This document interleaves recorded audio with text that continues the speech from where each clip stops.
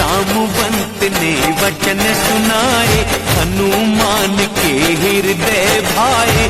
बोले तुम राह देखना भाई, दुख सह कंद मूल फल खाई।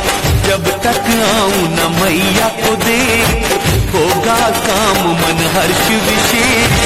यह कहकर और शीश झुकाकर चले वीर हृदय राम बसाकर। सिंधु किनारे पर्वत सुंदर, हनुमत कूद के पहुँचे उस पर। बार बार किया राम का ध्यान, उड़े वेग से फिर बलवान। जिस पर पैर रखे हनुमंत, गया पर्वत पाताल तुरंत। जैसे चले रघुनाथ के बाण, उसी वेग से उड़े हनुमान। सिंधु ने राम का दूत समझकर कहा मैं Share chat.